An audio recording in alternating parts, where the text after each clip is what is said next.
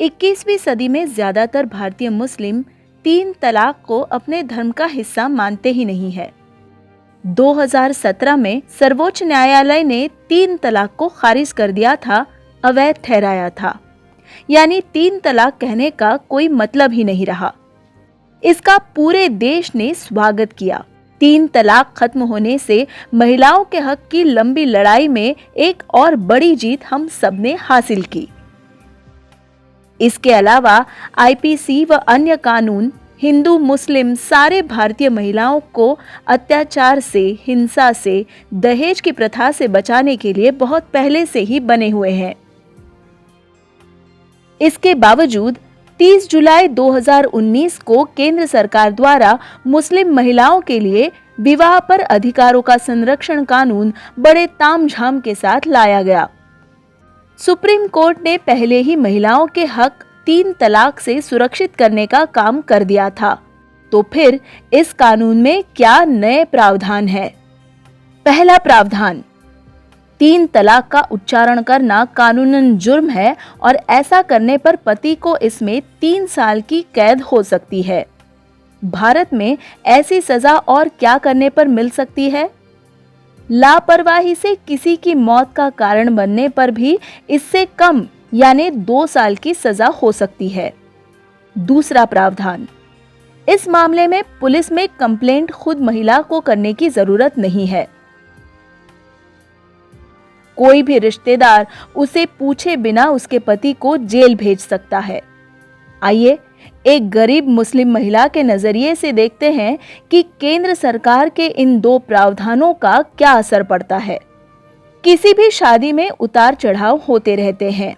गुस्से में आकर लोग ऐसी बातें कह जाते हैं जिनका उन्हें बाद में पछतावा होता है। अगर इस महिला के पति ने 3 तलाक कह दिया, सुप्रीम कोर्ट के अनुसार इन शब्दों का तो कोई मतलब ही नहीं रहा। अगर महिला चाहे तो उसकी शादी बचाने की कुछ गुंजाइश तो रहती, निर्णय प्रक्रिया में उसका सहभाग रहता। मगर नए कानून के अंतर्गत क्या होगा? उसका पति तुरंत गिरफ्तार किया जाएगा। अब इस महिला की शिकायत के कारण उसका पति जेल में है। अब इन दोनों में मिलाप होना असंभव है। इनमें प्यार और मोहब्बत का रिश्ता कभी हो ही नहीं सकता। उनके संबंध हमेशा के लिए टूट गए हैं। जाहिर है कि उसके ससुराल वाले अब उससे नफरत करेंगे। पुराने कानून के तहत उसे वो घर से बेदखल नहीं कर सकते, पर सोचिए एक ही छत के नीचे ये महिला अपने ससुराल वालों के साथ कैसे रह सकती है? ससुराल वाले और समाज उसके बच्चों को बोल रहा है, तुम्हारी माँ ने तुम्हारे ही पिता को जेल भेज दिया। अगर कानूनी दबाव से उस पति को इस महिला को आर्थिक मदद करने पर मजबूर भी किया जाए, तो वो जेल से ये कैसे कर पाएगा?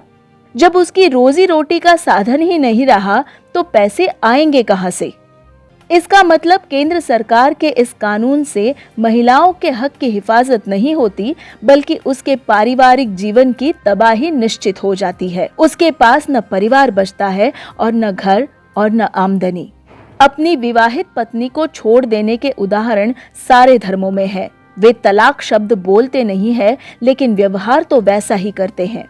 पूरे देश भर में 2.8 लाख मुस्लिम महिलाएं ऐसी हैं जिन्हें या तो छोड़ दिया गया है या अपने पति से वो अलग रह रही हैं। यदि हम हिंदू महिलाओं की बात करें तो ये आंकड़ा 20 लाख है। ईसाइयों में 0.9 लाख तथा अन्य धर्मों में ये आंकड़ा 0.8 लाख है। अगर हम आंकड़े ठीक से देखें तो पता चलता है कि ऐसी महिलाओं का प्रमाण हिंदू और मुस्लिमों में अपनी आबादी के हिसाब से लगभग उतना ही है, क्योंकि इसकी जड़ धर्म में नहीं बल्कि पितृसत्ता में है। फिर मुस्लिम पुरुषों के खिलाफ ही केंद्र सरकार ने ऐसा कानून क्यों लाया?